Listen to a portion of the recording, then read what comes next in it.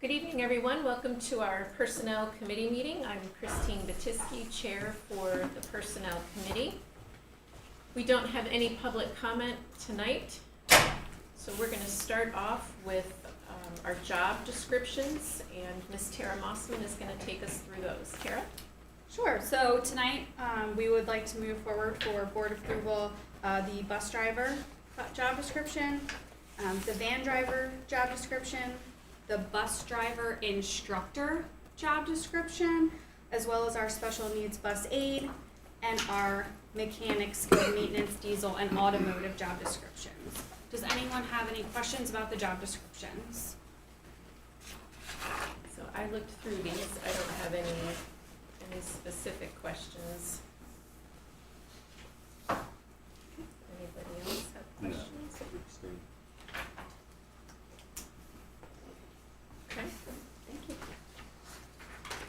And then moving on to our next agenda item is healthcare premiums for 25 and 26. So tonight we will have a benefits presentation just to talk about the current medical and prescription claims, the trends, and what the projection would be for the 2025-2026 school year for benefit premiums. With us tonight we have Mr. Pye. He is from Conrad Siegel, and so we are going to present our benefits presentation. Chester, when you get you. Thanks, Tara. So Tara just pulled up a slide here that we're going to start with. There's a lot of numbers here. I won't go through painstaking detail on everything, but I do want to highlight some kind of important items that we're seeing, especially in the last 12 months when it comes to the costs and trends on both the medical and prescription drug for the district. The first slide here really looks at costs on the medical side. What we essentially do for the district is track trends on a monthly basis, look at those costs, see how they change throughout the year. Also look at your contracts throughout the year. Right now you have about 820-ish enrolled contracts between actives and retirees. And you can see here from our slide, when we go out to kind of the middle section, what we're doing essentially is looking at your 12-month rolling average costs. So coming out to, I'll say the fifth column out here, there's a stop loss adjusted per contract per month cost that we're looking at. What that essentially does is tell us in an average month, given a contract holder, how much do we expect them to have in medical claims? And if you look at that for the most recent 12 months through November 2024, that number's $1,072.69. When we compare that to prior months, that gives us an idea of where trend is, how much your costs have been changing. And so what we do essentially is look at that kind of on a one-year basis, but also do some rolling trends as well. When we compare the $1,072.69, the most recent 12 months, to the prior 12 months, the prior 12 months were $885.88. So the change that we saw in the last 12 months versus the prior 12 months has been approximately 21% in medical claim cost increase. You can see if you kind of keep going up the chart and looking the year before that, the 885 compared to the 878, that was only about a 1% increase when we sat here this time last year and we would have looked at claim trends. So what we've seen over the last 12 months on the medical side, very substantially high claims. Just for reference, typically when we look at year over year healthcare trends, they're typically 6, 7, 8%. When we look at your trends over a longer term basis and say, let's look at kind of a 2-year trend basis, your number is about 10.5 right now. So even that's a little bit high compared to what we're seeing in the market. But certainly what's been most impactful and really kind of front of mind for us is the fact that your 1-year trends are right around 20%. So the 1,072 is per contract? Per contract per month. Per month. They increase Correct. the cost of health insurance and their... That's the medical claim cost they would have. So it doesn't include necessarily the administrative fees that you would pay to IBC to administer your plan. It really is just when members are going out and having services done, which what the plan's paying on their behalf. So 1,000 per person. 1,000 per person per month, right? So an average this is a contract holder, so it could mean an employee who actually has a family enrolled as well. Okay. But it is on an average contract holder basis, it's over $1,000 per month. So So a contract could be 5. Could be 5 people, could be 1 person, correct. And for your group specifically, I mean, think about it in those terms, you're looking at $13,000-$14,000 a year per employee who's enrolled just in terms of the claim costs. Okay, and that's just your medical piece there. And that's risen. Yep, yeah, that's gone I up see that 20, highlighted. over 20% in the last year, so that's really been a But the significant year before, it increase. was very little. Yes, year before that, it was almost flat. And you're gonna tell us why this? No? I can give you some explanation, but there's a variety of reasons certainly, but yeah, we'll get to some of that. Alright. So then we have the graphical representation of this. Again, I won't spend too much time on this, but what we always really try to do with our graph here is capture this idea of over the long term, we expect trends to average about 7%. And on this graph, that kind of straight blue line is that 7% expected trend cost. So what we did was look at this back to July of 2022, the last couple of years for your population. You can see the red line that's kind of hovering around that blue line. That's where your specific trends have been. So, you know, in 2023 and even in early 2024, your trends on a one-year basis were below the 7%. They've obviously gone up quite a bit in the last 12 months that have pushed you up over that number. And so again, your 2-year trend claims are right about 10% right now. So your expected inflation rate is 7%? 7% is about healthcare trend, unfortunately. Yep. That's scary. We've been extremely lucky to not come anywhere close to that in the last number of years, But now, but the last 12 months, it has changed Yeah. drastically. And how long have you been here? 6 months? Yeah, about 6 About months. 6 I don't months. want to take the blame for it. No, it's not your fault. But someone's got it. Yeah. That's just based on our employee it's based- population, based, right? it's based on our claims, Yeah. our claim data, but it's something that Jim picked up on very quickly. So I just want to give him credit for that, because he's done a great job with that. So it's you can see it happening. It's Yeah. Yeah, the next step really when we get further into this is really to start to look at, again, more of the specific reasons why it's happening and then seeing if there's any reasons we can quickly identify as potential cost saving opportunities.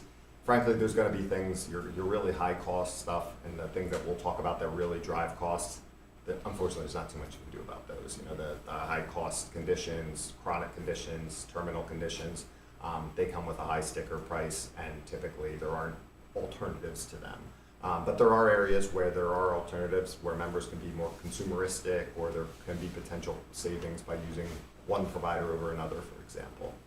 So those are the things we're looking to identify more and provide some education and communication to employees about.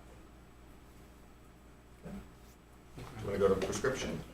So on the prescription side, kind of a similar item here. This is, and I'll tell you, this is something that we're seeing, not just for you specifically, we're seeing this across the board for all of our clients on the prescription side. We do consulting for over 100 school districts in the state. Almost every school district is seeing prescription drug trends like this right now, and the primary reason is GLP-1 medications. And if you're familiar with GLP-1 medications, they're the both diabetic and weight loss indicated medications like Ozempic, Wegovy, Zepbound, the ones that essentially help members lose weight and control some of these conditions. They unfortunately come with a very high price tag. And they've become increasingly popular in the last 12, 18, 24 months. So what we're seeing right now is a large amount of your members, pretty much everyone who's diabetic, those medications are effective, but they're the first line of treatment. So if they're diabetic, they're gonna end up on those drugs. And so it's a $15,000 a year treatment for them. But now all of a sudden we have a lot of members who are starting to use them, so that's pushing your trends up. And then the weight loss drugs are on the other side where, again, for very similar drugs, same kind of chemical compounds, but indicated for weight loss, similar kind of effects where really good results in terms of losing weight, but again, same type of price tag where you're seeing a $15,000 per year medication that's used by an increasingly larger portion of the population. So again, unfortunately, there's kind of the effect that we're seeing across the board. One of the things I'll note here, we didn't indicate it here, but with your prescription drug and the contract you have in place right now, You do have a really good rebate arrangement where you're getting 100% of the prescription drug rebates that are coming back to the district to help offset some of these claim costs. And I can tell you, for most drugs, especially those high-cost ones, specialty drugs or the GLP-1 drugs, a rebate can be as much as 1/3 of the overall price. Might be a $15,000 per year price tag, but you might get $5,000 back in rebates for it. So with something like Ozempic, how long does it take for the FDA to make that a generic drug?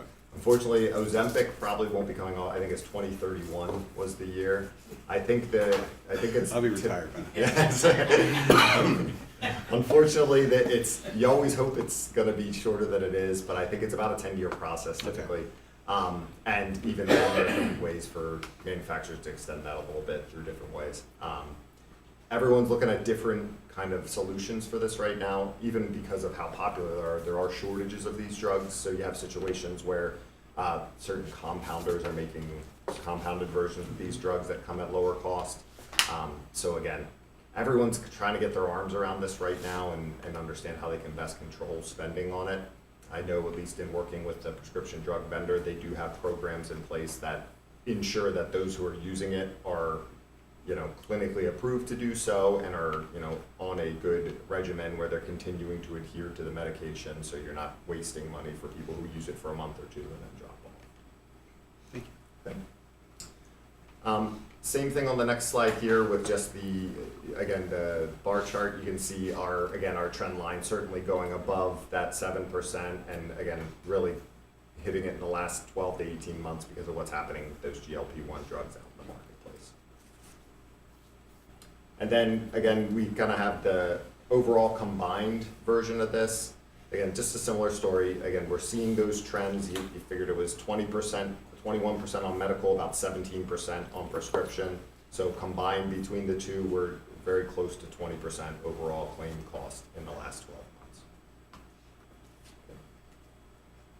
So on the medical side, I'll speak a little bit here for the high claimants. And again, this is an area where we always stress the fact, and I think when we talked about this back in the spring, when we talked about the stop loss renewal and had an approval there, you have a stop loss plan in place so that you're preventing any really high cost claims that can adversely impact your plan. And you can see here on our grid, we showed even just for the last plan year you wrapped up for 2023-24, you had one claim specifically that went over $1 million. You had your second highest claim, almost $600,000. And even in addition to that, you had a number of claims that were over your stop loss threshold, which is $225,000.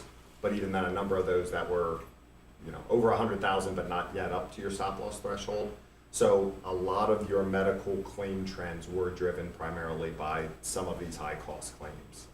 So the ones under 200, we paid full. Pay those in full. Under the 225, you're paying in full. So it's a good point. Sometimes you think about it and you're like, would I rather have one claim at $1 million or 5 claims at 200,000? Given your current setup, you'd almost rather have the one claim at $1 million because you get reimbursed on it. That's true. And unfortunately here you had a lot of claims that just finished south of the 225, so those medium-sized claims did a good bit to push your trends up. So that reflected in the other Yeah, graphs. exactly. I think this shows But that's- this shows the importance of stop loss insurance. No question. Yeah. Yeah, it certainly eliminates the fluctuation and the variability that you would see with having to pay $1 million claim and take that on. What's it run us for the stop loss? I think it's about, over the year, I think it's about $800,000. I'll say it's stop loss is one of those things where you look at it one year and you say, oh, we only got $200,000 back in reimbursement, we paid $800,000. But then you have a year like last year where you're gonna get $1.4 million back, so you flip flop a lot. It's just the nature of the variance that you really see on high claimants. This year so far, we're seeing a couple claims that are over that $200,000 mark, but I know we're at least aware of a few other claims I think that are out there in the future that have the potential to be high cost. We've talked a little bit to the stop loss carrier in preparation for the renewal. They're going to be gathering data and asking both Independence Blue Cross and CVS for prescription data so that they can determine what they want the risk to be to see what the stop loss increase might be. So again, this will be another thing just that we keep an eye on in the coming months here just to see if there's any additional high claimants in the next couple months.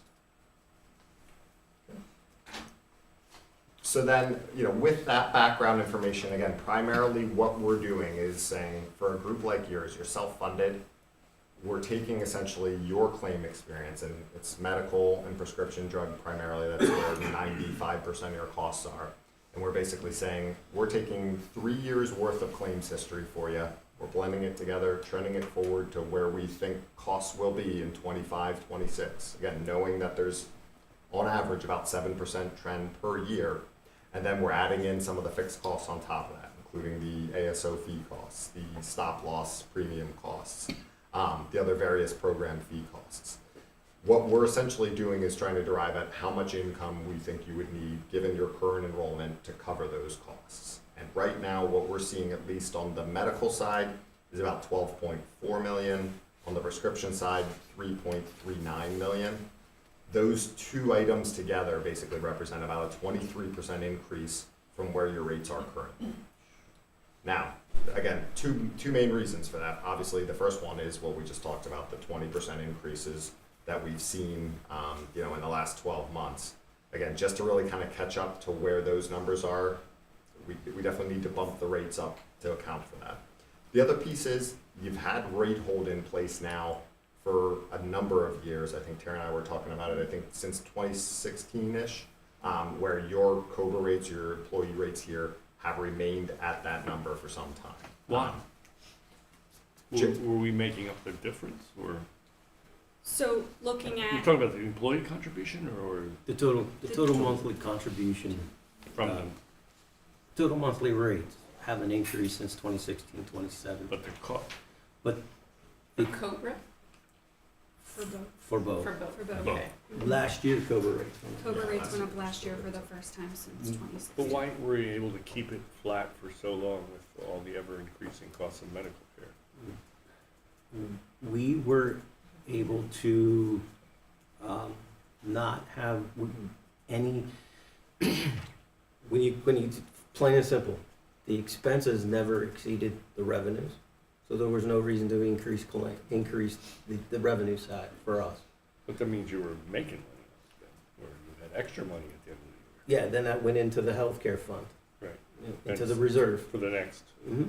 year. The reserve, yes, it went into the So reserve. you were higher than you needed, and now it's caught up to you. Yes, we were higher than we needed, and Now we get the ones to raise up the current rates. now we're at the point where Yeah. we need to raise the rates as well. Kind of overcharging before that, and now we have to approve the rate increase and look like the bad guys. Yeah, I mean, I think in a year, if you look at what happened, at least last year, we talked about how there was that 1% claim trend. Again, you have a year like that. When we're projecting, we're taking data that's now 18 months away from what we're looking at here for July 1, 2025 through June 30, 2026. Obviously, it's very difficult to know if next year is going to be a 20% increase or Right. 0% increase. So I think you did have a couple of years where things were flat, and you probably assumed they go up higher. This year, again, just because of where things have been in the last 12 months, we know we have to make that up, certainly. No, I agree, we have to do that. It just seems, if you had 7 or 8 years of no increase, I'd like to know what kind of surplus you generated every year. We should have been charging people less, or I don't know, it's just, I know doesn't make sense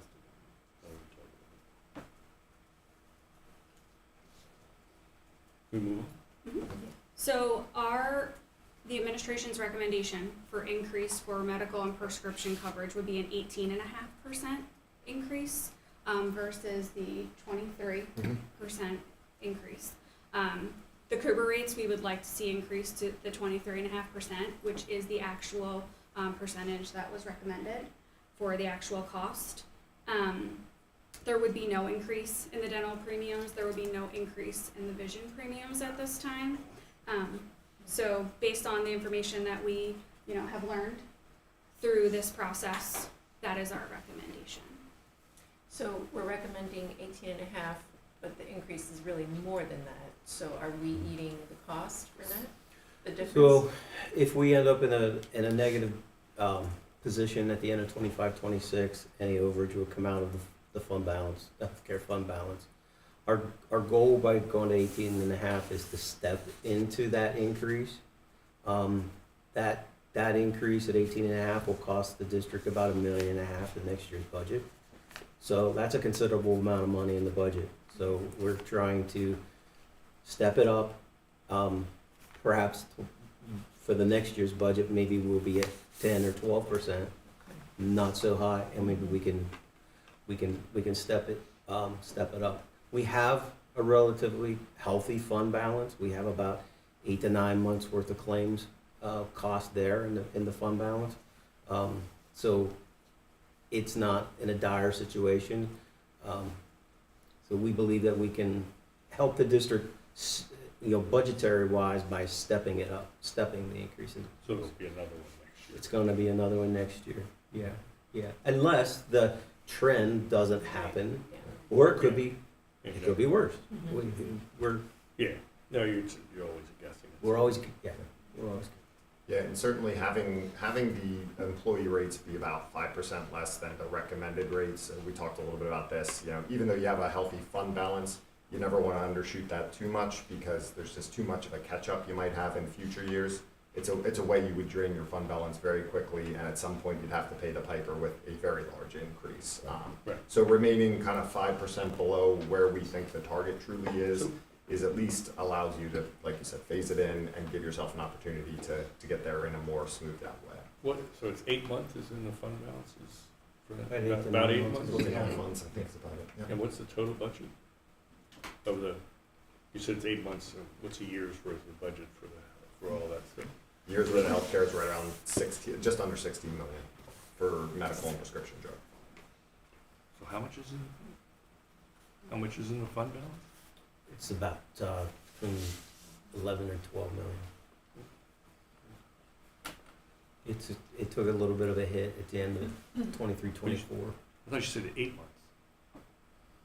Of what? of claims. Oh, just the claim? Yeah. Just, Yeah. okay. I guess we have no choice. Either, but it's not gonna be taken very long. So we'll be voting on the rate increase. So we'll be providing the benefit chart that is shared here on the screen, and then that would be what's voted on at the board meeting. That will then be shared out during open enrollment, which is upcoming, and we will share the new premiums with each one of the groups. And we'll build those rates into the budget. Right. How does that compare to the average person who buys Blue Cross Blue Shield on the market, premium-wise? I can say I think your premiums are still competitive, still fairly low, considering what I've seen for other groups. I mean, the plans that you offer, given where the deductibles are and given the out-of-pocket expenses, it's not uncommon now to see $1,000 single rate out in the market. You're talking about your single rate that would still be less than $800 if I'm looking at it right here. So, yeah, I think it's still pretty competitive. Any other questions? Okay, thank you. Right, and next agenda item is a discussion of finalized schedule of opportunities and initiatives.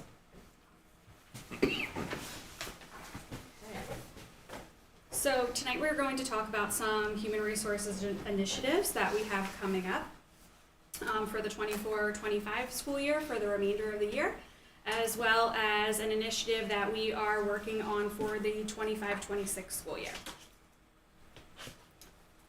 So for the 24-25 school year, we are looking at guaranteed interviews for Penridge graduates. I know that is something that Mr. Barrios shared at our board meeting last month. We are also looking at summer work opportunities. And for the 25-26 school year, we are looking at a partnership with the Upper Bucks Technical School regarding co-op opportunities. So, guaranteed interviews for Penridge grads. We are looking forward to welcoming some of our grads back into our district, finding ways that they can contribute to the community once they've graduated from high school. So we are beginning in March of 2025, offering any applicants that put on their application that they are a Penridge graduate, we will guarantee them a first round interview. And that's just a way to encourage our graduates to come back and work for the district. So any position they apply Any for? position, Okay. support staff positions, professional positions, if they're a college grad looking for a teaching position. We have upcoming job fairs. I'll share a little bit more about that later in this presentation. But yes, we are encouraging them to apply and make sure that they are putting that they are a Penn Ridge grad. I assume that if someone applies to be a teacher and they don't have a teaching certification, that does not qualify them for an interview? So it does not qualify them for an interview for a teaching position, but we would still reach out to them and For offer something them a else. teaching assistant Sure. position, if it's something that would get them back into the Sure. district. Yeah, makes sense. Summer work opportunities. So departments within the district that have summer employment opportunities, our technology department, our custodial department, and our nutritional services department. So we are going to work to advertise with our high school students about these opportunities. So if any of them are looking at, an interest in the technology world outside of graduating from high school, they could come into the technology department, work with our technology department in the summertime. When you're looking at collecting the computers, the computer work that they do over the summer, as well as I know our custodial staff brings in summer help, so our high school students could participate in summer help for custodial as well. So I think we were doing this already. Is nutritional services new? So nutritional services would be new. Okay. The nutritional services do provide food in the summertime for our ESY program, so it's an opportunity for our high school students or graduates to come in and work in our nutritional services department throughout the summer. So that is a new opportunity. The other piece to this, we did have summer employment opportunities for students. I think we're going to be highlighting it differently. So Okay. putting those flyers out in the high school, putting those flyers at the tech school, where it's sharing that in a different way to kind of get those students interested in coming and working for the district, because that will give them work experience that they can then put on their resumes moving forward. Any idea how many additional positions it would be? So I know that the technology department typically hires 8 Okay. summer workers. Mr. Brimble, do you know exactly how many you hire in the summer? I believe summer custodians, we typically hire around 10, and then we usually have 3 people that we hire as maintenance helpers with the maintenance crew. Okay. And then nutritional services would be about the With that same, being or- new, I would say probably around 5. Okay. Okay, good. So, for example, Mr. Bramwell talked about maintenance helpers. So if we could marry's not the right word. If we could partner with the tech school, and if a kid is interested in electrical or plumbing, HVAC, they could, work, as a maintenance helper during the summer. Okay. And then hopefully, down the line, if we have an opening for, let's say, HVAC, Yeah. one of our homegrown kids could apply for that and hopefully get the job. We want to keep people in our kids in our community. These are good paying jobs, Mhm. and we think it's great for sustainability. Good.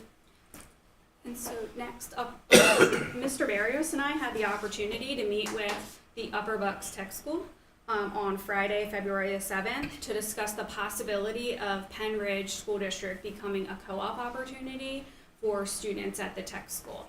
And so while that is still in the beginning stages of conversation, we wanted to start those conversations again to relate exactly what Mr. Barrios shared. If there's a student that is looking at HVAC that is attending Upper Bucks Tech School, Penn Ridge student, we have HVAC employees in our district. Is there a way that we could then offer for Penn Ridge to be that co-op opportunity for those students, so that Penn Ridge student could then stay here in the district to do their co-op? So I anticipate that there will be more information to come as we continue to work through that opportunity. Good. And then last is just our current initiatives that I want to talk about. The job fair. So we will be attending college recruitment fairs, Moravian, Millersville, Penn State, and we're looking forward to that. We will also be, the presentation wasn't updated. Penridge Job Fair. It is May the 20th, so there is a spring date for the Penridge Job Fair, May 20th. So if you're interested in a position or you know someone who's interested in a position, you can feel free to come to our high school on May 20th. We will be there. We will be holding open interviews. So we welcome all applicants. We will be participating in the Perkasie Car Show. We will be attending Perkasie First Fridays, the high school art show. Another initiative that we have right now is late Mondays for clearance. So on board meeting Mondays, when we're all here later in the evening, early evening into our board meetings, the HR department will be opening the district office for volunteers to come in and drop off their clearances. I know that it is challenging for parents who are working to get here to be able to drop off their clearances, and we're approaching spring where there's teachers coming, activities in the buildings where parents want to participate. So we encourage anyone who wants to drop off their clearances to the Human Resources Department to stop on a board meeting Monday.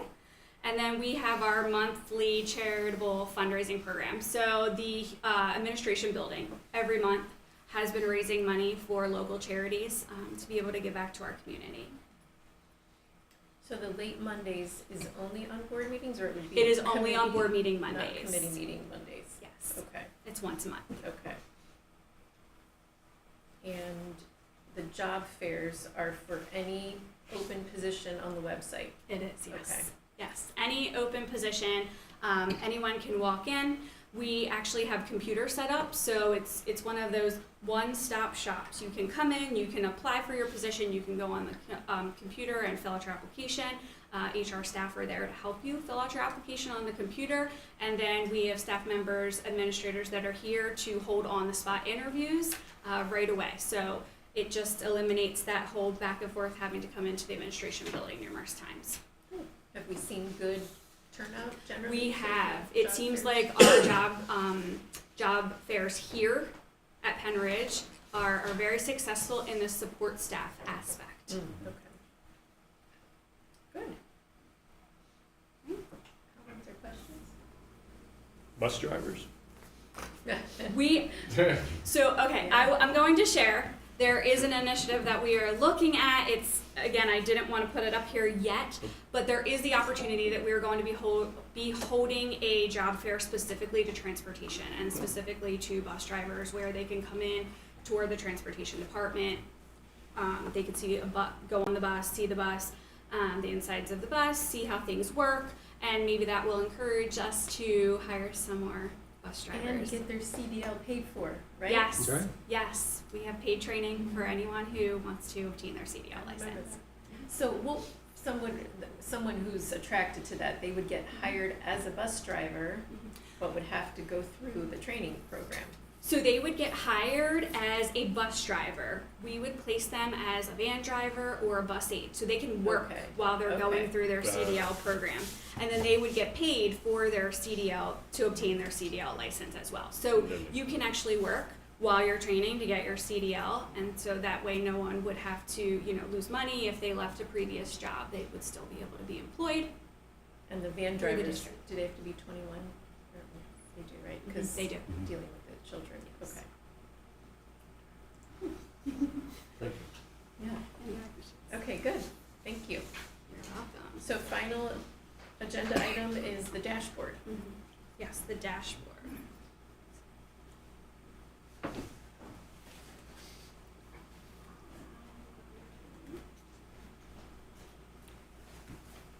Okay, so while Chester pulls up the dashboard for us, I'm just going to share a little bit with you with the December 3rd to January 27th dashboard. We posted a total of 6 positions during that time frame, but year to date we have posted 66 positions in the district. We have filled year to date 9. Year to date, 66? Yes. Wow. Fiscal year to date. It is fiscal year to date. Yes. Fiscal. Yes, fiscal year to date. I'm sorry, this runs on a fiscal year. Got it. Yes. Yeah. Year to date for positions filled, 91. Thank you, Chester.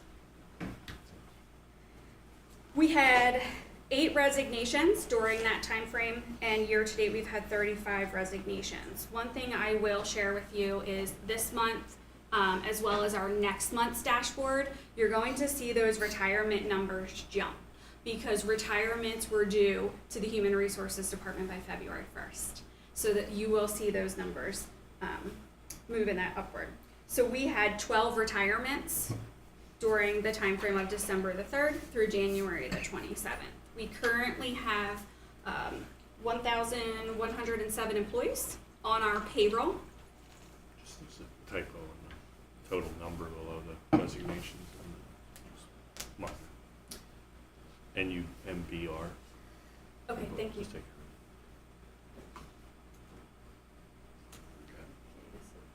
There we go. Our leave of absence data. So you can see the number of unpaid versus sabbatical and FMLA leaves. Again, every month we show you how many employees we have on our benefits coverage. So we have around 820 employees that take benefits coverage. Now that's not the total number of lives covered, that's just the number of employees that are taking benefits. So if we have an employee who has family coverage, they might have dependents on their. And that's not it. That's not included.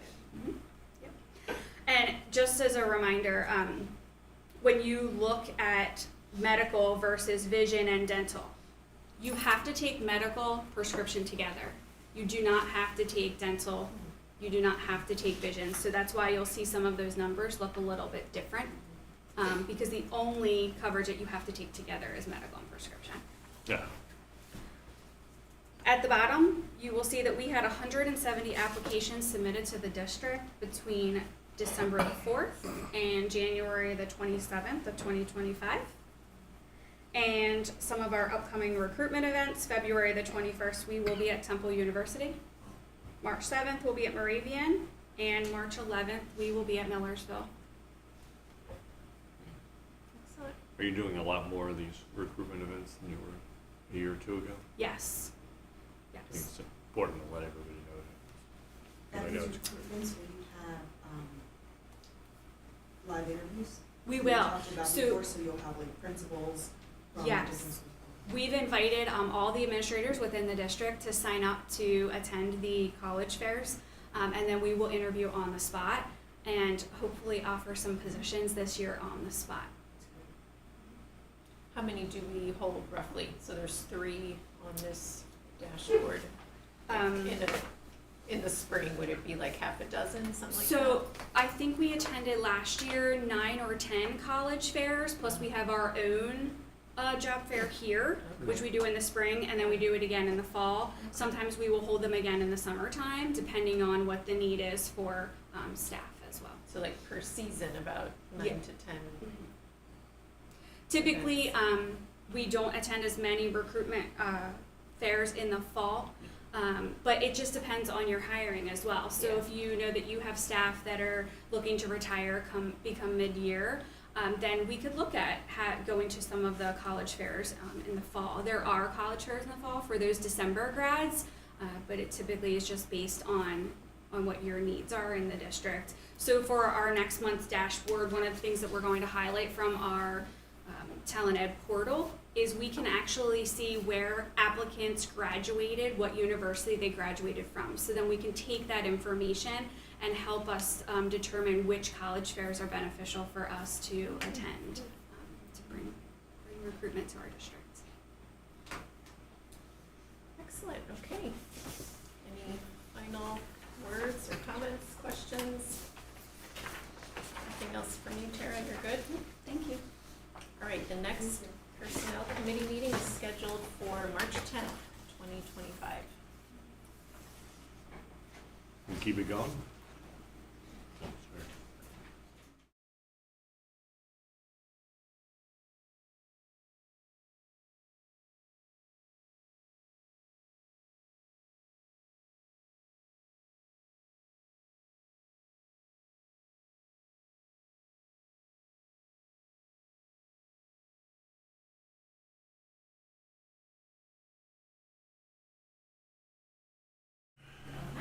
Oh, right, I did see that. Let's after this, I'm just kidding. New regulator.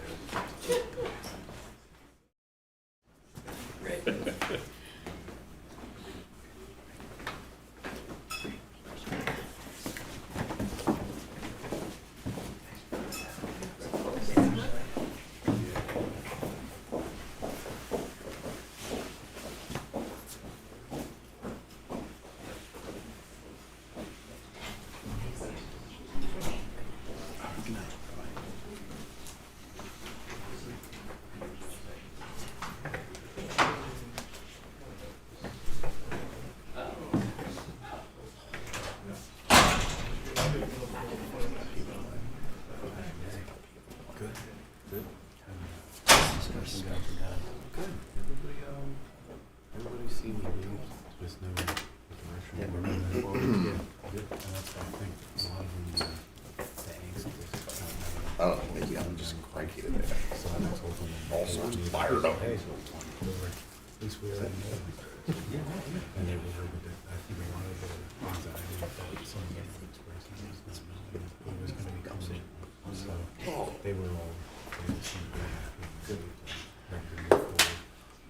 So, I think, and then they were like, what are your jobs? I was like, more to come. I just told them like more to come. What are we? That's all I was trying to answer. Once he looks up. How you doing, Rachel? Yeah, I was gonna say, I was like, is there any way I can get We'll get started in a second. Sorry to make you wait so long. Because I'm. Let us We're know. up. Only in trying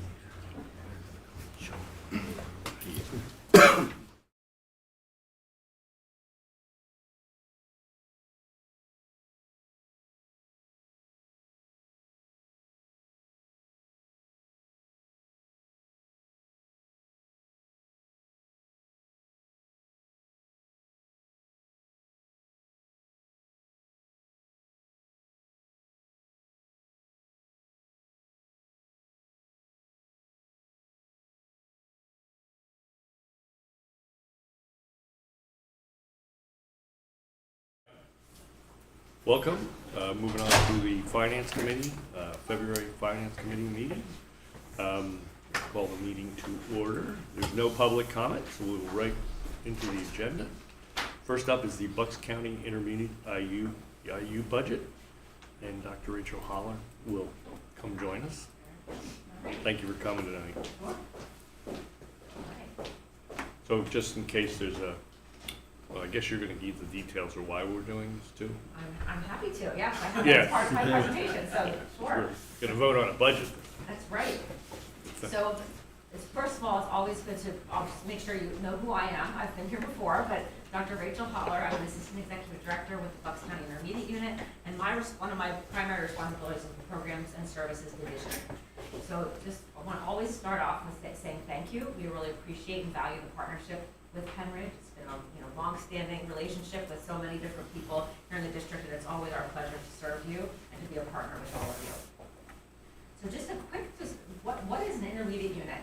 Just in case you know that you've heard of the Bucks IU, but what do we really do and why do we exist? And so back in 1971, the Bucks IU was formed by the Pennsylvania General Assembly, and we are really serving as a regional educational service agency to support and manage into really efficient programming across the county. We have 13 school districts in Bucks County and 3 career technical centers, and we serve all of them as part of our mission. And so there are 29 intermediate units throughout the Commonwealth. Some of them are county specific, like the Bucks IU, but then some of them are multi-county because of the size of the number of districts and also the number of students that they serve. But in our case, we serve just Bucks County and the 13 school districts within the county. And back in the 70s, the intermediate units were charged with implementing federal, state, and local education policies, as well as creating new services as determined by local need. And we continue to grow and evolve. When I started my position, believe it or not, it was over 9 years ago now, the things that we did then, and actually even probably the decade before, are very different than they are now. Just as one case in point, you might also, as students, remember that there were film strips that you might watch in a classroom that you borrowed from the intermediate unit, and the intermediate unit had a whole fleet of vans going around from school building to school building delivering those services. At the time, that was very revolutionary. But now, that would be laughable for us to be doing those kinds of services. So we continue to evolve and grow to meet the needs of our community. And that's just one example of how to determine those local needs and say, what do the school districts and the CTCs in Bucks County need from all of us? And that's really how we continue to evolve the Programs and Services Division to be responsive to those needs. So why are we here? Why is there this need to approve a Bucks IU budget? It's not the whole Bucks IU budget. It is just this small sliver that's the Programs and Services budget. And that is required by Pennsylvania School Code. It was back in the 70s, they said, okay, every intermediate unit, we're going to require that a majority of the school districts that comprise that intermediate unit must approve the budget annually. So that's why we're here every year, to give you a little bit of information about what's the budget all about. And so it's something that is in your purview to essentially approve. And the Programs and Services budget is the only Bucks IU budget that is voted upon by member school districts. You actually have one of your members, in this case Mr. Wurst, that serves on our Bucks IU board, and he's the member representing Penridge that approves the Bucks IU's overall comprehensive annual budget. But we take this small sliver out, and that's the sliver that all of the school districts in the county will be approving. So, for example, one of the big areas that we have as an intermediate unit provide is special education services. That is not something that's purchased separately, it's not included in the Program and Services budget, and it's not up for approval by all of you. So to give you a little bit of a perspective, you can see that we're looking at just trying to compare apples to apples and oranges to oranges. Right now, we're talking in February. The Bucks IU's comprehensive annual budget, similarly to your own budget, it's not finished yet. So we work on getting that approved in June. So I'm giving you a backwards look at the current school year to show you what how the Programs and Services budget works within the greater Bucks IU budget. So for the current school year, the Bucks IU's annual budget is $231 million. The Programs and Services budget for the current year is $2.4 million. So we are a very small sliver, about 1% of the Bucks IU's budget, and really the rest of the IU's budget, very much of it is focused on special education services, but there are other components as well that make up that entirety, that 100% pie of the $231 million.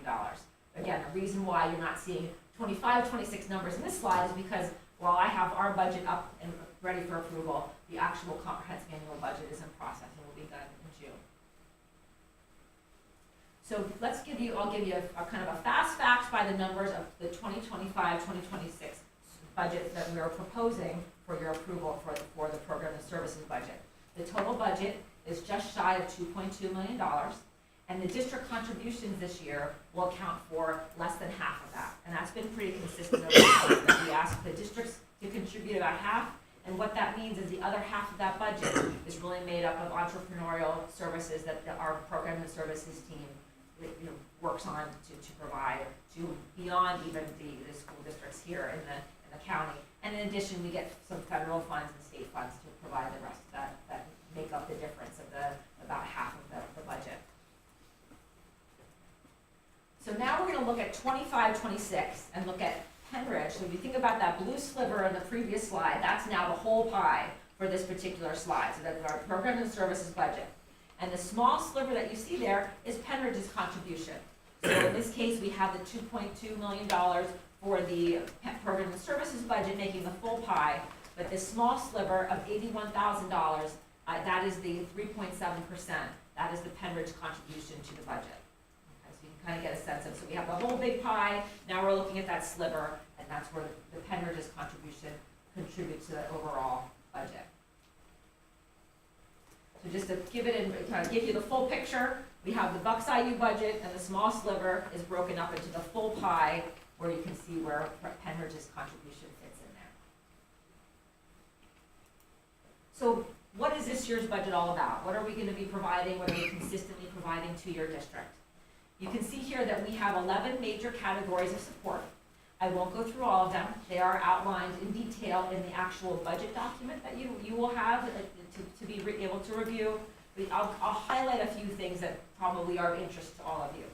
One of them is that we, I think on a daily basis, really provide consultation, support, and guidance to all of our school districts. And it may come in the form of a question that's emailed to one of my team members or myself, or it may be something that we end up traveling to provide support. Just in the last week, there was a question that came up related to gifted services, and so my team members came out here to provide some support on the spot. I know later on this week, I have another consult with one of your team members to talk about the K-12 guidance plan.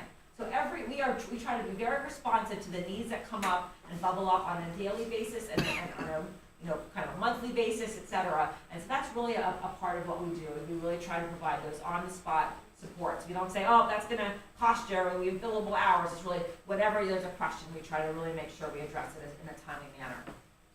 Another one that I'll mention is the advisory councils. We offer about 20 advisory councils through my Programs and Services Division. And in addition to that, we also have other advisory councils that are offered through the intermediate unit that are offered by members outside of the division. So for example, on any given month, I facilitate a high school principals consortium meeting that we meet on whether it's Zoom or in person, to talk about what are the needs of high school principals right now, what are they talking about. We have a high school assistant principals group, and on and on. So we have a variety of those kinds of leadership groups, and we also run advisory councils for a lot of different content areas, such as math, English language arts, etc. We have those so that your district can benefit from the cross conversation with all the 13 school districts to say, what's happening, what are we working on, what's a concern, what's bubbling up to the surface in terms of and one of the big topics right now is related to number 7 is STEAM services. But one of the big things that we've been working on in STEAM that also kind of cross-cuts into the professional education and teaching and learning services is the fact that there are new standards for science called the STEEL standards. And that's been a big area of support that we've provided for not only your district, but all the districts in the county to get ready for the implementation and the full expectation for the 25-26 school year.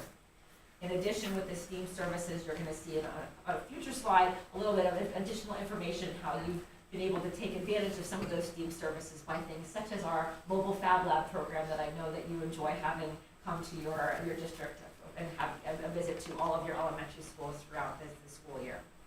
So that's in a nutshell that really the 11 major categories of support that we provide. And again, I can answer questions in any of those areas. We really try to keep this current. So over time, this has really evolved. When I first started with the intermediate unit, there were different major categories of support. But just like I gave that example of the film strips being kind of transported across the county, we really try to be timely with that. Our mobile Fab Lab, as another example, we didn't have a STEAM services category as soon as probably about 6 or 7 years ago when we started our first mobile Fab Lab program. That became a pretty important part to highlight for our budget.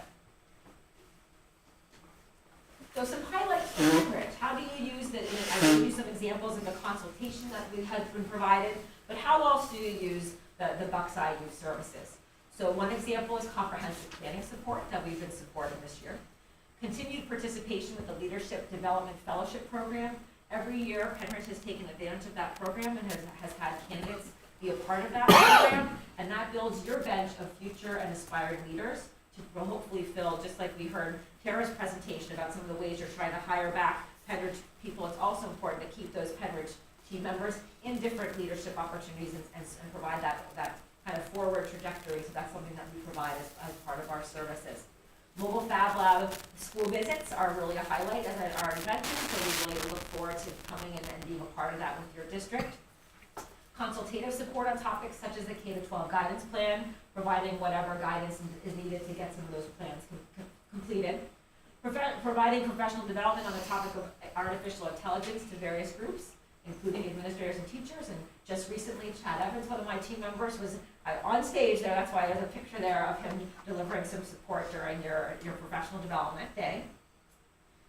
Bullying prevention program for home and school. I know that one of my team members, I was here with him about a month ago, talking about how he's going to provide support for home and school, and that's planned for later this month. Opening day keynote from our very own Dr. Hoffman is part of that. And you're familiar with some of the other things that we've done, like facilitating retreats for your board. And also, I just mentioned the support for gifting programming that we've been providing. So those are some highlights of just some of the things that is part of that sliver of the budget, the $87,000 that you're getting as part of their services from the Buckside U. So highlights from that mobile program, it's always good to give you a sense that we have all of our visits either completed, we're halfway there, we have 3 visits already this school year, and we have 3 planned for the spring, with Bedminster, Geibler, and Grass still to come.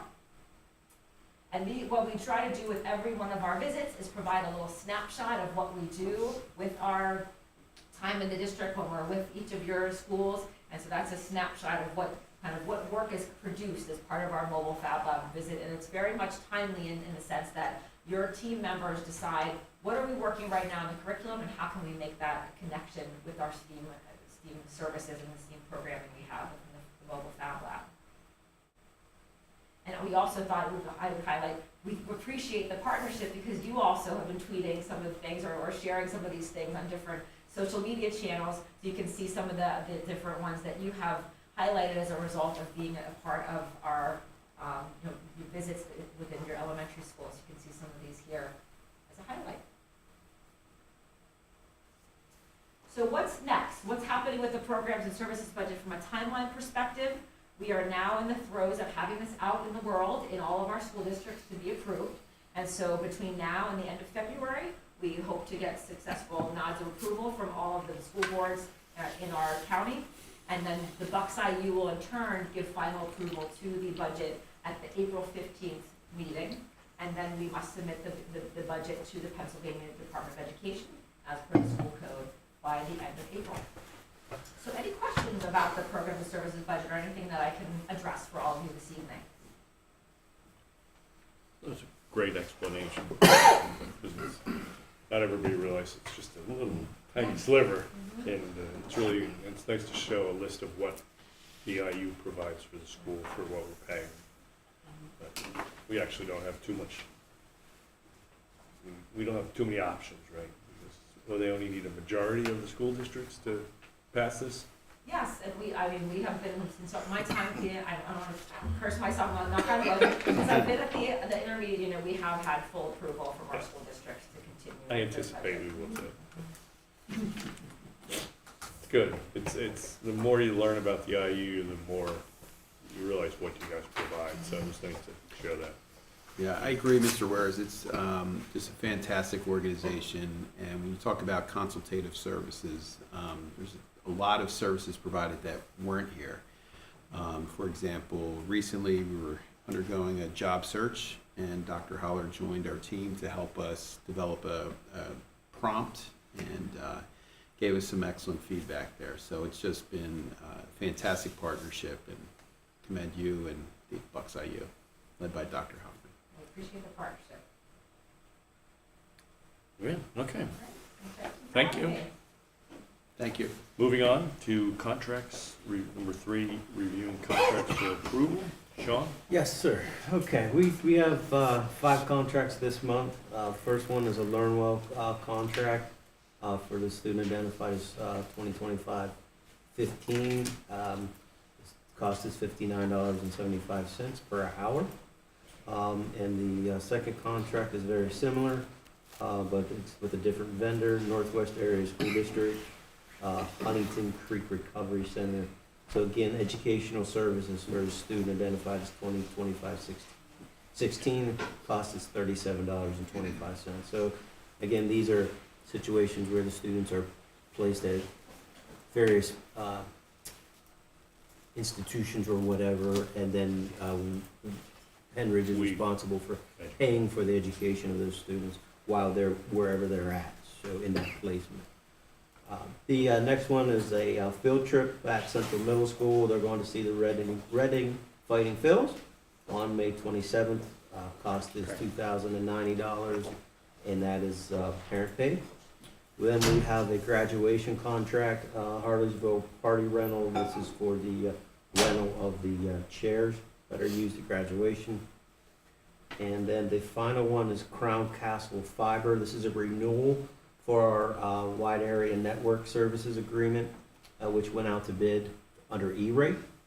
And Crown Castle was actually the only bidder that responded. And the cost is $10,800 per month for our wide area network. So what does that include? So it's $120 a year? Well, so what does that mean? That's our entire wide area network. So Contract, it's the fiber for. but that's installed already, right? So, Mhm. so what is this, is this a service contract or? Yeah. Okay, Yep. so if anything happens, they come in and fix it? Yeah. Okay. That's not cheap. So that's it for contract? You wanna keep going then? Yeah. Review of RFPs? Oh, Yeah. sorry, did anyone have any questions? People. In fact, you only have one fiber company. What's the bid on that? Yep. It Any was, thought process on why? I'm just asking, huh? it was, I would be guessing. Oh, yeah. Better to Don't admit that guess. than guess. Don't guess. Don't throw it out there. I'm not We gonna don't throw it expect you out. know everything. Yeah, Yeah, I don't know. I think that's something we can talk to Diane about when she comes in to present, her Okay. budget, All and right, good. I can ask her to, It just seems unusual to only have one bidder. right. I mean, to me, it just seems like there's, But this is just, they're the ones who put it in, or are they the ones who just, They just bid. they just bid? Yeah. So it's an existing, It's it, whoever made it, they are the existing vendor. but did they put the network in, or they just doing doing the service part of That I don't it? know. Okay. Because if they're servicing their own stuff, then you kind of have a lock on it, right? It's kind of like the Johnson Controls thing. Sure. So I'm just curious. I mean, I just thought it just was strange, it's all. Yeah. I don't understand that. Yeah, and this went out through the federal E-rate system, so this is bid nationwide. Okay. Wow. What is the E-rate, federal, what is that? E-rate funding is federal funding for schools and libraries for technology and so forth. We could use it for the wide area network services. You can also use it, you can use pieces of it for different technology for school districts. Oh, so this is covered under a grant? Half of it. Half. Yep, 50% of that cost comes through the federal E-rate, and we pay the other half. Yep. Mhm. All right, sorry. That part I know. Yeah, Yeah. no guesses? No guesses there. No guesses. So, okay, next item we have is the things that we're gonna put out for advertising for bids for next year. Just to let you know, we're gonna go up to bids for music instruments and equipment, which we normally do. Art supplies, technology supplies and equipment, that would be for our tech programs. Transportation supplies and equipment, and then facility supplies and services. So this would be things that we are not able to get off of a state contract per se, or bid, or piggyback onto the IU bid. So these are things we generally put out on our own. Okay. So just like Transportation would be buses under there? yes, transportation How would many be, are we? would be the buses and maybe some parts Yeah. that So we use for the buses. The bid process there, you get multiple bids typically, and. Yeah. Yeah. Are you required to get a certain amount through that process, or? No, No. you're just required to do the public process, and if you only get one, Well, yeah, that's okay. yeah. Yeah, Okay. okay. Moving on. Yeah, moving on, the next A thing. short presentation on the 2025-26 budget. Short and thorough. It's important, so I should make. It's okay.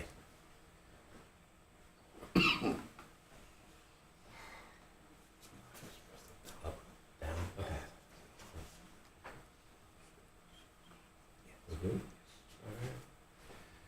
Yeah, I definitely know my limitations or my problem areas, and talking too much is one of my problem areas that I need to work on.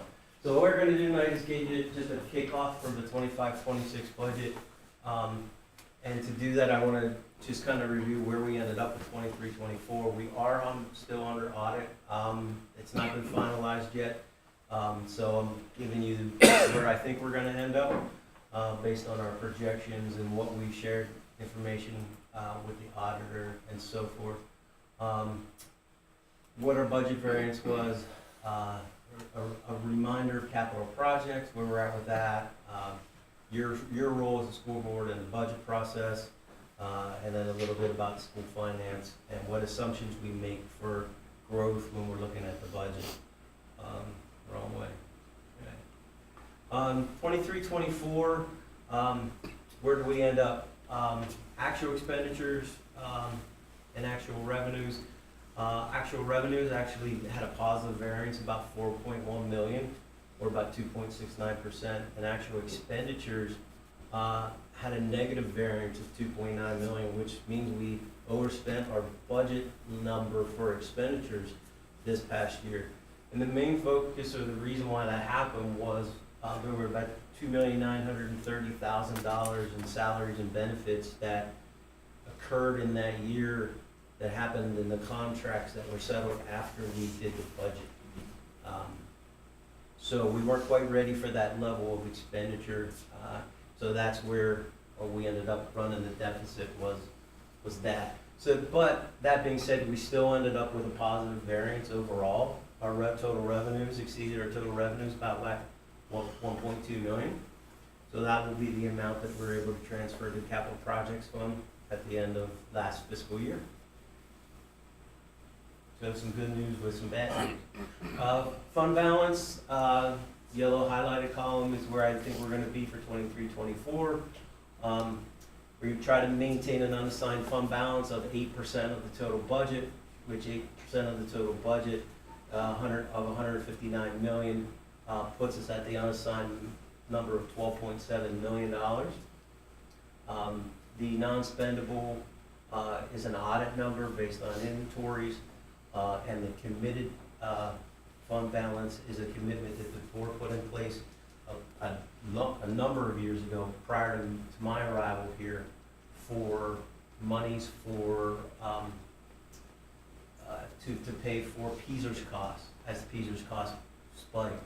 What we've been doing over the last few years is, in order to maintain our 8% fund balance of unassigned, we've been shifting that money out of the committed down to the unassigned fund balance.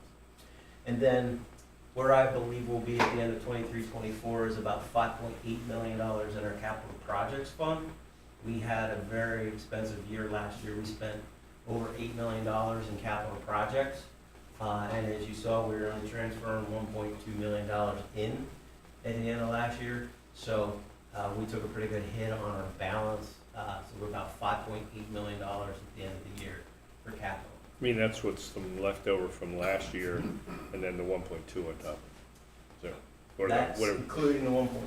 1.2, the transfer from this year. Mhm. Okay.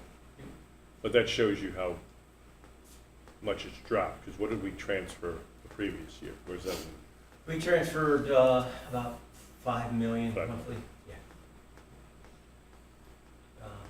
Capital projects fund. Our theory of capital projects fund has always been to, let's do the projects that we need to maintain our buildings, but let's do those and let's fund those with dollars from excess revenues or expenditures from the general fund. And let's pay for those as we go. Let's not borrow additional money and pay interest rate costs. So if we're going on that money, use that money as we go and try to maintain that. And in the past, we've been very successful at transferring about $4 to $5 million over on a yearly basis. And prior to COVID and prior to the costs gone up considerably, we were able to really maintain a nice level balance there, spending about what we were putting in and maintaining a nice level. But since then, the costs have went up, and those ability to transfer money has decreased over the years as costs going up in the general fund has eaten more of that money. So this is a look at capital projects. We're just trying to show you the fund balance and where the fund balance has gone. Since 18-19, we had a $21 million fund balance in capital projects, and to the end of 23-24, that's dropping down to about $5.8 million.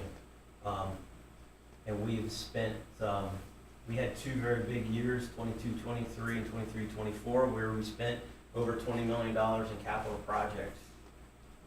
So we've really done a lot of work in the last few years. And this is Could you what it go, looks could like. you go back? Sorry. No problem. Where's the total spent? Total expenditures are on Oh, this there it line is. item.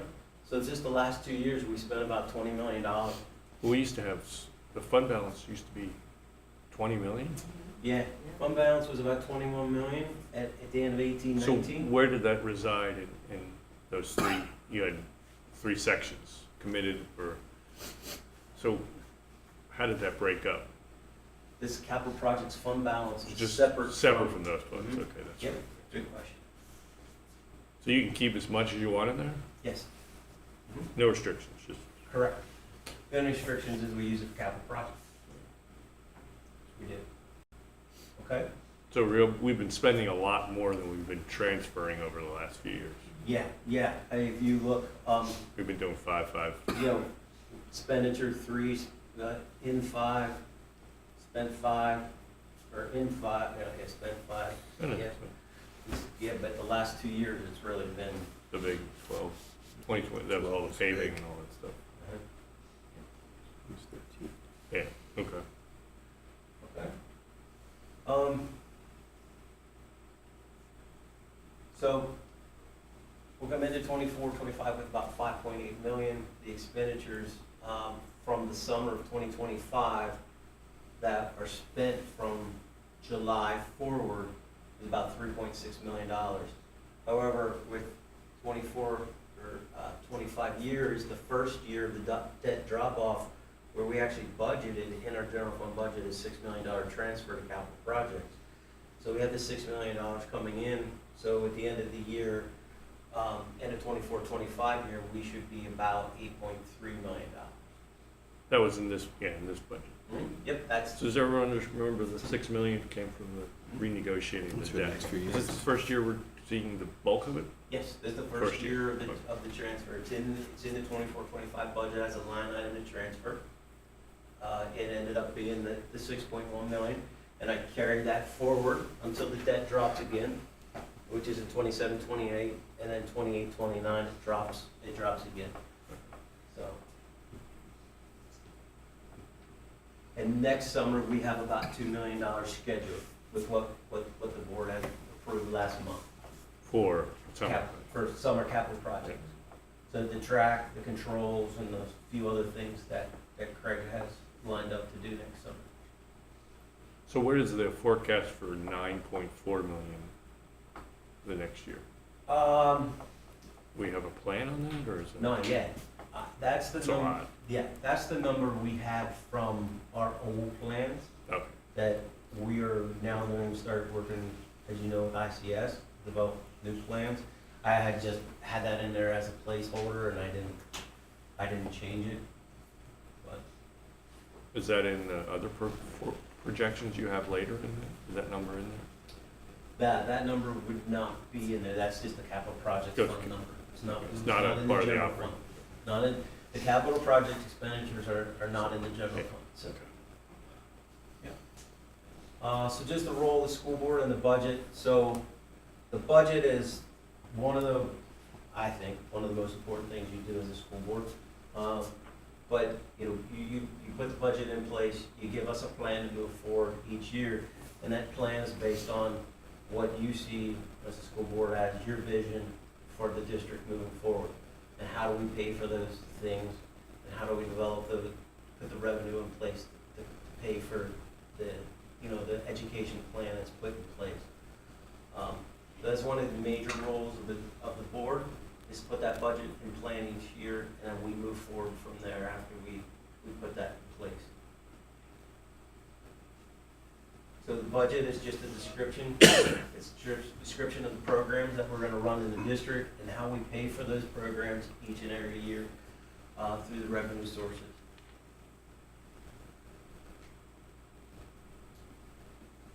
So the budget,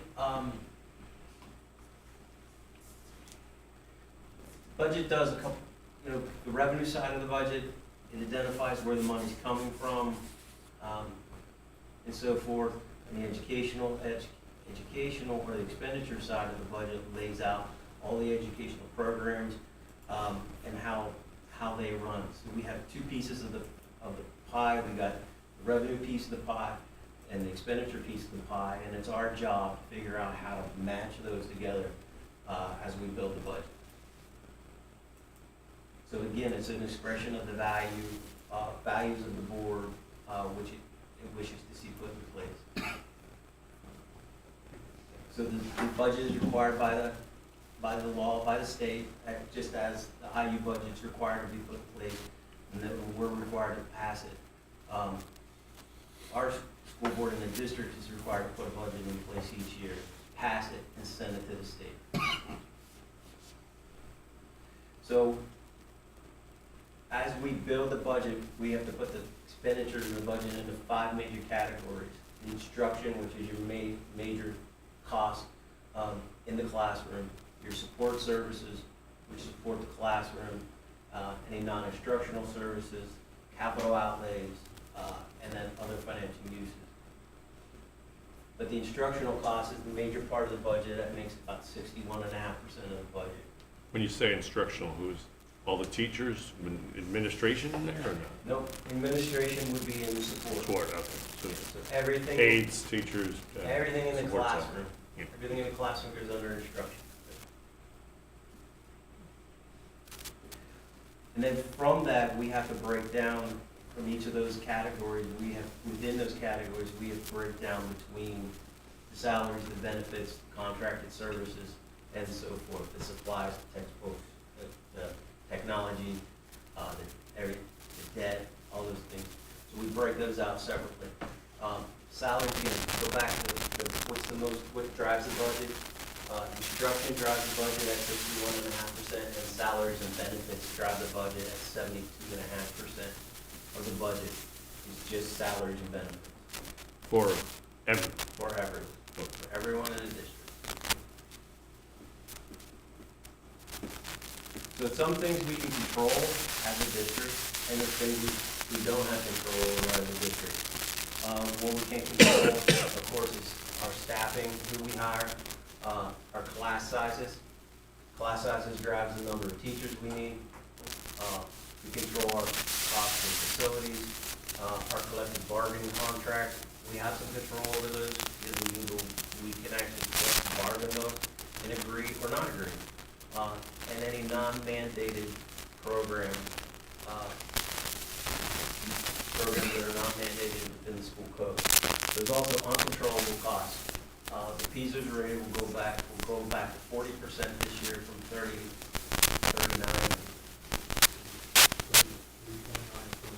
Yeah, 33.9 is going to 34%. The latest projection is for that to be at over 38% in the next 5 years. So it's projected to keep going up. Charter school tuition, uncontrollable cost. We can't control what students go to charter school. And we also have no control over the amount we pay because it is in school code based on a formula, based on our own budget. So we can't control that cost, and we can't control who goes to charter school. We don't have any control of it here in southeast Pennsylvania, and southeast Pennsylvania is the most expensive part of Pennsylvania. So we don't control that, so can't control the cost that we have to deal with being in southeast Pennsylvania. And we can't control mandated programs. Special education, EL programs are mandated by law. Certain amount of kids that a special education teacher can have, and we go over that, even a new teacher. Those things we can't control, and we have to follow the law. So revenues, three major sources of revenue, local, state, and federal. How do we move forward if we need more money? We can raise taxes by the Act 1 index, or we can borrow on, those are our two choices. Everything else, we take what we get, or income tax, basically we take what we get. Any other sources of local revenue, we take what we get. State revenue sources, we take what we cover and will give us in this budget. and what the state law drives out and formulas for us. Federal revenue, we take the federal government gives it. Our only option to raise money is either real estate tax increase or to borrow money. Those are our only options. So what impacts the revenue side? With local real estate taxes, zoning of tax parcels has a big impact on the value, the trends in assessed value for real estate. So if we are in a market of a lot of field back at Harlem, if we are in a market of growth in our assessed value, new properties are coming online, houses are being built, companies are buildings are being built, and so forth. That helps us. Other tax generating capacity or income tax is again not something that we can actually put a number to and say this is how much we're going to get. This is based on people's earnings. So the more people who live here with higher earning income, the better our income tax. So there are both practical and legal limits on rates of taxation. So as you know, Act 1 allows only a certain amount of taxation. And on the other side, which is what we're legally agreed to or set. State subsidies. State subsidies are driven by two things: the governor's budget, what we request for state subsidies. In the budget we just put out last week, we did not request a lot of money to basic ed. That even close to what we've seen in the last few years. So that's not something we can look forward to as a positive thing for our district, especially. Other line items in the state budget are just basically subsidy driven, by the law and based on some type of formula. So again, it goes back to things we can actually, look to increase revenue on and things that we can.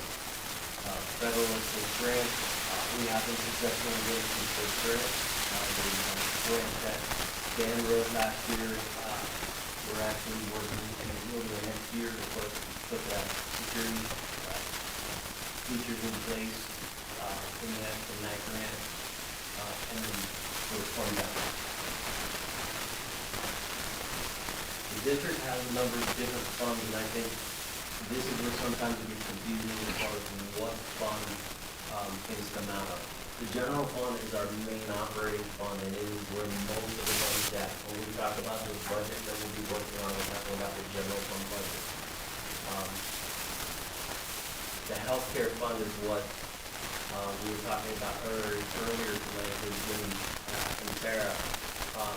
The self-funded resources that we have for our benefits, where the district puts a monthly basis money into that fund, and then each week through funds we're billed for our healthcare claim comes out of that fund. So that money is just set aside to pay for those healthcare costs. Capital projects fund, different funds, we talked about that in length. Then we have a food service fund. So everything in the nutritional service program runs separately in the general fund. Student activity fund, and really here we work as a fiduciary for the kids. We hold their money, and they get to make the decisions on how they spend their student activity fund. And then finally, the debt service fund. And the debt service fund is really an accounting fund where when we budget for the debt service payments in the general fund, and then we just pass through the debt service fund as they're paid. So those are the funds that we have in the district. And then fund balance is basically the difference of revenues over expenditures per year. That is the amount that is added to fund balance or transferred to capital project fund and added to that fund balance. Fund balance, there's different parts of the fund balance. There can be non-spendable fund balance, restricted, committed, assigned, or unassigned. And it goes most constrained to no constraint at all. And we're limited to an 8% unassigned fund balance, so at the end of this year, make sure that we're at that unassigned fund limit of 8%. The board also has the ability to commit dollars or assign dollars as it sees fit. And that one commitment for the retirement dollars that we looked at earlier is a fund balance. The board put it in place, and in review, the board can change that as it sees fit.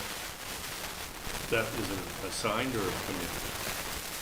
That's actually an assigned fund. Assigned fund. So the board decided to put X dollars in years ago. It's still out there until we change. But we could get rid of that and put it in something else. Yep. we do. And so again, this goes back, Act 1 goes back the whole way to 2003. I'm sorry, this is not Act 1, this is the fund balance commitment levels. So based on your total budgeted expenditure is the level of fund balance you can have.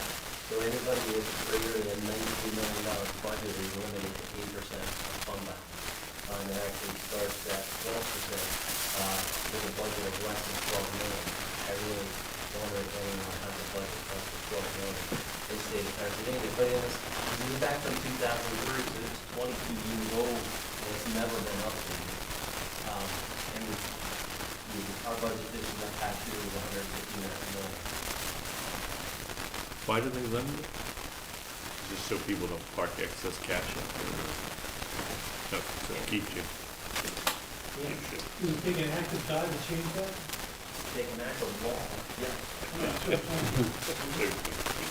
There's a lot of stuff in the school code that I think is there. It's all, It's never regularly updated, and this has never been changed since 2003. just out of curiosity, is there any rules and regulations that the state has to look at their, these acts over a period of Great time? question. Unless there's something written in the specific, act that says that it would be, Review or renew? that it would be required. Thank you. Yeah. I mean, there's plenty of stuff in the school code from 1949 that's there, too. We deal with it, yeah. Anytime we want to do anything with real estate or anything like that, we felt that thing. So we have to follow it. Act 1 index for 25-26 is 4%. We do not have any exceptions, nor do we apply for any exceptions. So the allowable tax increase will be an estimate of about $3.5 million. If the board takes into taxes, it will be about $3.5 million in tax. This is a look at the cost. And when I showed you previously, I showed you that what we spent last year by about $2.9 million. And it actually came back to the cost that was associated with settling contracts that hit, during 23-24 years. What I want to point out to you is 25-26, we're looking at about $2.1 million more in wages for the teacher's contract that was in place, and about $500,000 in wages for the support contract that's in place. Also administration, their contract or their agreement, that kind of agreement calls for 2.5% increase. Miscellaneous to be determined, believe generally the board has followed through and provided the same increase for the miscellaneous folks on a yearly basis as the administrators increase. But just giving you an idea of what, the increase in cost of the budget before we can do anything, we're looking at that type of level. So the 25-26 budget year, the ones that are highlighted in yellow, is that additional or cost? Yeah. So the year ago was 2.4 million, next year it's only 2, there's not as many increases. Right. There's still, This was a 3.37% increase, and that's 2.91% increase. so that's additional costs versus this year. Yep, additional cost of the fund. Now, that's the growth, that's before we look at how many retirements did we have? Did that save anything? Did we add people? Did we change, or did we decrease people? Decrease positions or add positions and so forth? That's the Yeah, construction. yeah, that's just a flash from when we put these contracts in place. You know, these are the costs associated on a yearly basis. So just go back and show Okay. you what, was agreed to. And that was the last two contracts we approved that we all built. Right. So it was worth it. Yeah, exactly. Yep, so again, 24, 25, we had the one, we did 2.4 million, 854,000. However, we also had overage here that carried through and had it. So that's why the 20, yeah. But those increases were not budgeted for. Yeah, right. 23, 24, this is the year that we had the deficit or the over expenditure. But the teaching contract, part of that was budgeted for, but it ended up being settled higher than what we budgeted for. And then the PESPA contract was settled on an off year, so we Didn't budget. That was an at all. early bird. that was the current version. We Not only had budgeted. budgeted what was in the original contract, not the original what was Yeah. settled for. Because we budgeted that at 2.47%, because that's what the previous contract called for, but the settled 7.18%. And that teachers we had budgeted for 2.5, and so at 5. That's what caused it. That's what caused the issue. Yep. Then, Ron, this is your favorite graph. When you get out here, each year, it's supposed to drop off, but it just keeps going up. And this is a projection from a number of years ago, where it was supposed to get out here and drop off. They've removed that projection, and I kept it, and I just wanted to see how it worked. But each year, Yeah, this keeps going up, so right now, they only go out to, whatever year that is, 32, 33. Oh, you added it. In their projections, their highest projection at this point is 38.51%. Where did the rest of the rate come from? You just, So there was an old projection that Yeah, we okay. put out a number of years ago. but that's gone now, Yeah, they've removed that, but I because kind they of were kept so wrong. it. Yeah, I kind of kept it because I just wanted to see how that worked out. Yeah, but that gives us a false hope. It's not reading. It's not there, so Yeah, I mean, they're totally projecting that it's gonna, Keep it going. would be here, Oh, and it's then it gonna would drop. drop off. So these two numbers are their old projection, this is their current projection. So that's how far apart they are, but this is going up, and they were coming down. And yeah. then they were like this. So we'll see in a couple of years if we start to go that way. I doubt we're gonna go that way. I know, yeah, I would think that also. So what does that cost us? So that 0.29% you get, cost the district 36,000, right? Yeah, well, An increase, if it goes up, the yellow thing. going up from 33.9 to 34%. Yeah, It's a 0.29% change in that rate, to that rate, and it's about 36,000 net, gross is about just double that. So right now, our fees would cost us about $24.5 million a year.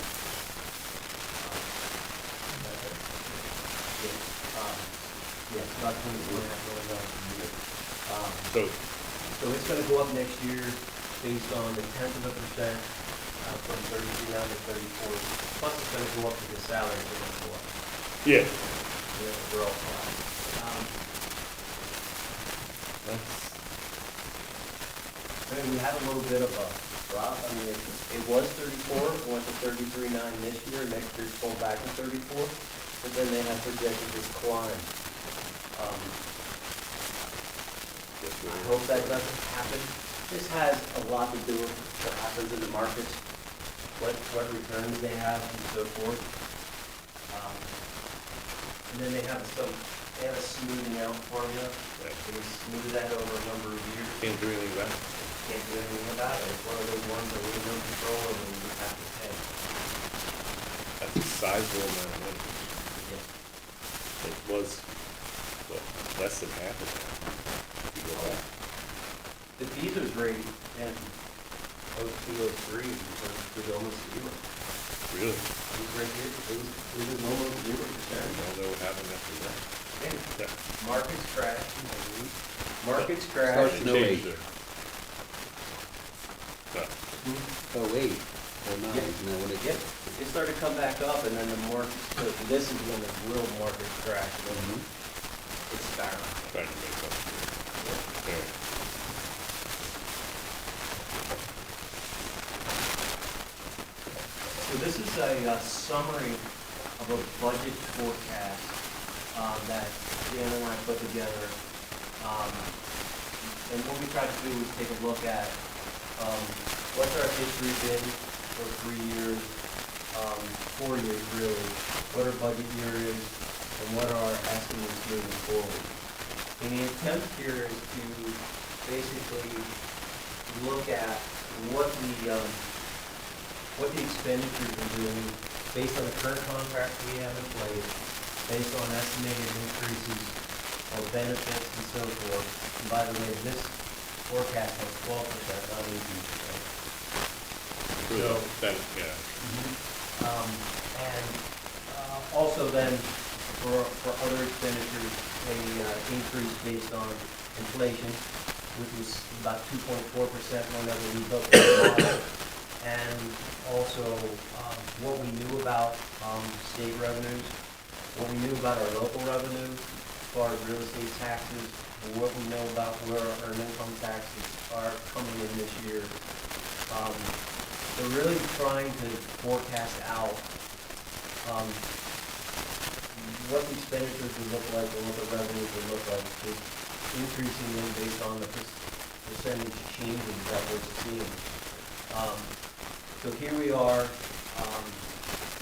in a year where we have a balanced budget, 24-25.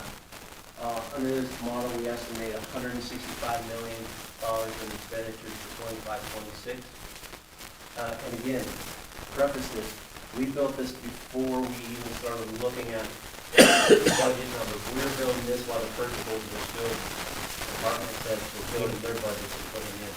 So before we even started to look at the numbers, what we're looking at is about $165 million in expenditures and about $159 million in revenues, or about $6 million deficit. That's next year. That's next year. The Ackland index allows about $3.5 million. So we would have about a $2.5 million shortfall just in this forecast. And really this forecast really is based on inflationary rates, plus the contracts that we know we have in place, the increases that should be in the contract. And then benefits, fusion rate that we know. So So that still includes the $6 billion from below the net drop, yes, the $6 million expenditure remains in there. which Yes. some of that can be used to, It's up in this number. It's in so there. it's already in. So it's six- Already? What's the one on the bottom? This is that number, you asked me to break it out. Oh. When we met, so that you can see what it was, we actually brought it out. But, we know we have about a 4% increase, we're going to tax, real estate tax increase. And it's about 2.4 million. If you play that out over 2 more years, the same percentages that we know we have, and then inflation and so forth, you can see that we continue with like a 4% estimate on real estate tax and a 3.5% estimate on real estate tax. The problem is that the Ackland index is coming down, which lowers our ability to raise revenue in the future. However, the cost continues to go up. So this gap continues to grow based on that. And then in order to try to keep up with it, we would have to maintain tax rates at the actual limit, and we would still be short by between $2.5 million a year. So in order to balance the budget, we have to find cuts, even if we take the entire Act One index each year.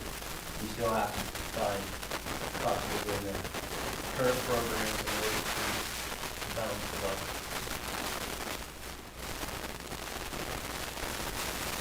So, it's a projection, it is what it is. Well, We will work, we're beginning our process of working with actual numbers and the real numbers. Not that, a lot of those numbers are real, but again, we don't have any retirements built in there and so forth, so there's a lot of changes to be made as we go through the budget process. Not everybody gets a 2.4% inflationary increase in their budget. Some have more than that, some have nothing. So we just need to look, but it kind of gives you an idea of where inflation is taking us compared to where our ability to raise revenue is. Because our revenue ability is decreasing and the cost is continuing to go up. And a lot of those costs, we just don't have any control over. So why were we able to not raise taxes for 8 years? And now we're able to raise taxes? We had, Where was all the extra money? so it's not two sides of it. The expenditure side and the revenue side. On the expenditure side, we had our contracts that were in place over most of that time period were for manageable increases, 2.5% increases. We were able to offset that with savings from staff reduction, through retirement and so forth. So we really weren't getting hit with big increases. We were able to manage the teachers' increase each year because those slowed down tremendously. And then we just went to town in the budget process and made sure that we were just budgeting what we needed and so forth.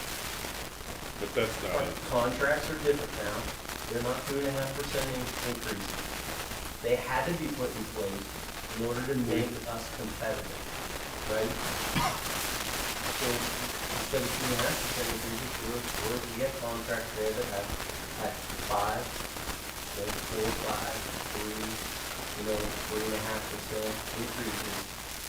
And that, when you compare that 3.5% increase to $70 million in salary with 2.5% increase, there's a difference there. So costs are higher now. You have that side of it. Higher costs, you have inflation, just the overall cost of anything is going up. On the revenue side, we are dealing with, it's like we're living in 24, 25 with the same paycheck that we got in 67. So think about it, how many of us are bringing in the same revenue at home that you're making in 16, 17, and million in 25, 26? you had the same revenue? We have the same tax rate. Same tax rate. It's the same tax rate. Now, what's helped us is we've had growth in assessed value. Yes. That's one thing. We had tremendous growth in EIT revenue, especially after the pandemic, because wages went sky high. EIT went up. That has slowed down considerably. Those are our two major revenue sources at the local level and local side. There have been a few good years for us as far as this debt funding from the state. That number is not going to be near as high in next year's budget. We're probably moving forward. What has happened is they have moved away from a system at the state of when the basic ed of everyone getting a percentage of a chunk, and they've taken that chunk, whatever that is, 225 million, 300 million, 500 million, and they put it down, and they're now, based on the lawsuit that was settled, or the state was found to be not funding schools fairly, right? They are now targeting those dollars to the poorer districts, rightfully so, the poorer districts to receive funding. they definitely deserve it, they definitely need it. But that has left very little money for the other districts that aren't considered, the poorer other districts in the state. So we certainly are, but that doesn't help us at all. That's state revenue. Yeah, But you state see that still shows it going up. That's total state revenue. Total state revenue, and some of those numbers are based on reimbursement. So retirement reimbursement, social security reimbursement, transportation reimbursement. A lot of it, they're built based on our cost. So you will see some of that increase just happen based on that. But the chunk, the bigger chunks are special ed funding, basic ed funding, those numbers, they're just not going to come. They weren't projected to come in the budget, the governor's budget did, but he only put out a $75 million increase in the basic ed funding. That doesn't go very far at all. That's less than $100,000. So, but who knows where that'll go. So we're kind of stuck in a process where the revenues are going up and our ability to raise revenue is starting to squeeze. So we're not seeing as much excess value increases. We're not seeing as much natural growth in the real estate tax base. We're not seeing near the amount of EIP growth that we were seeing over the last 4 or 5 years. Those are our two major funding sources. The real estate taxes are about $80 million, and the earned income tax is about $20 million. So we're up over $100 million of our revenue comes from those two line items, those two local sources. And when those two start to slow down and grow, we feel that. We feel that not being able just to keep up with the expenditure. And it's a lot like, Ron, it's a lot like the question you had about the healthcare. 12 months ago, for us, our healthcare claims just started to go. And now, we're seeing it. And our costs are starting to go. So the increase in your estimate on the expense side from 151 to 165 is 25.6. And what percentage of that is from a contractor of that 6 million plus? What percentage of that is covered because of the new contract? Just around that. I mean, why are we seeing the total expense? Total expenses. Okay, so 159 to 165. 3 million of it is in salary. 3 million benefits. Salary end. 41 and a half to 44 and a That's half. 3 million in benefits too. Yeah, I see that. So most of that increase is because of Salary benefits. travel benefits. Yeah, And that does not include hiring any new people. No, So it's just existing people. it also does not include any retirement savings. Yeah. Well, I mean, this is just the start. I think everybody knows that. It's just a start. We have a lot of money to save. We have to figure out.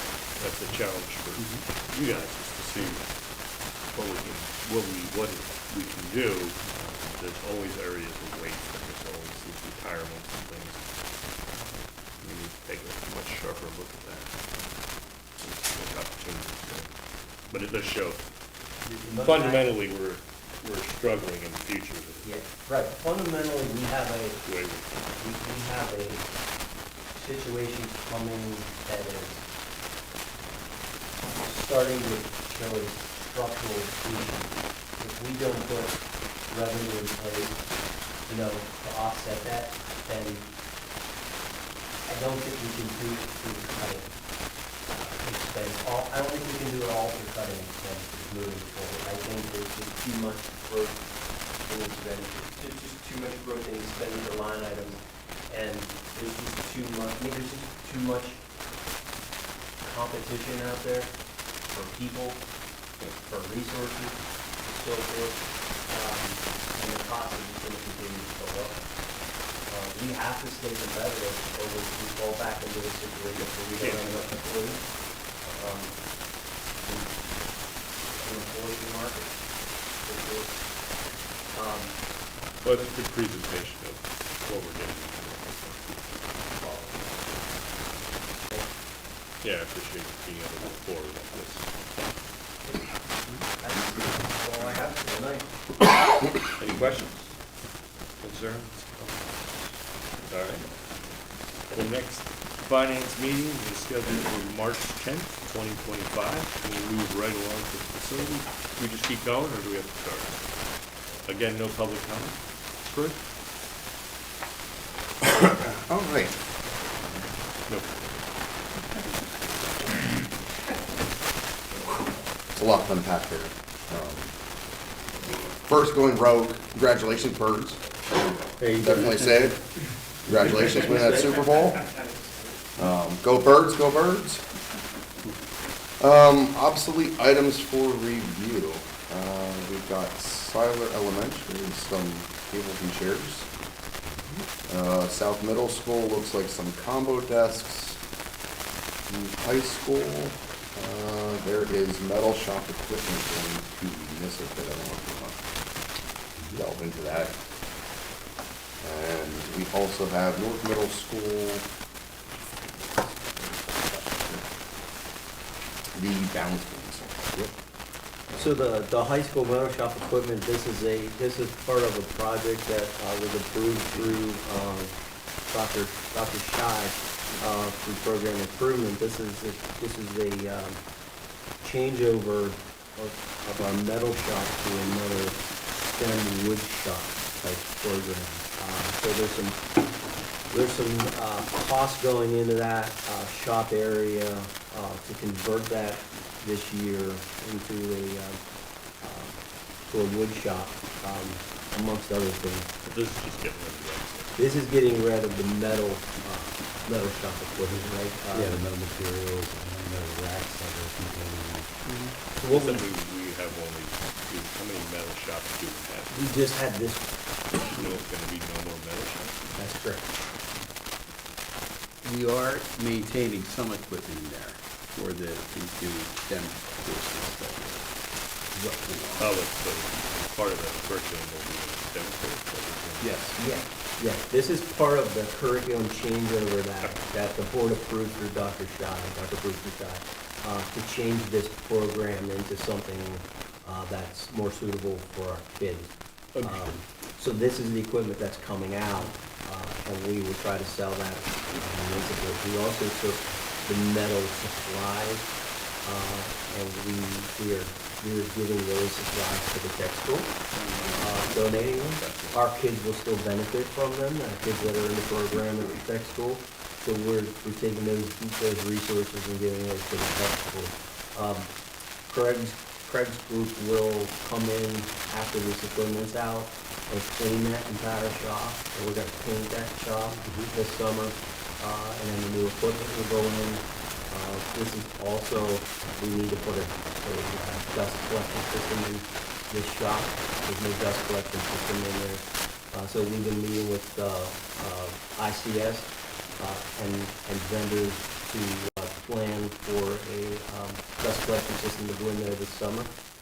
That's one of the steps. And that's gonna have to be something that we use capital funds for. That's something that's above and beyond what we looked at last week. But we've been meeting with Craig and I, along with Dr. Scheid, Mr. Andrew Kites,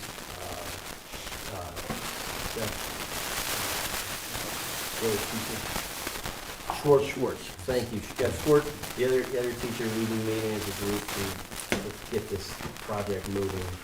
So that's what that's for.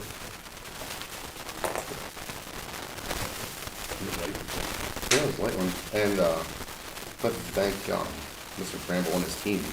It's been a rough week with some weather, so every time I've driven past the schools, it looked great. I think all the guys have done a great job, so I want to thank them for all their hard work. With more weather coming. Yeah. I know, Been interesting. I know it's been difficult to deal with, but, Yeah, this one over the weekend wasn't quite what we expected, but ice is never fun to deal with. So they definitely rose to the occasion. I appreciate it, so. The next facilities meeting is scheduled for March 10th. And that is it. We don't have any public comment. We're good. No public.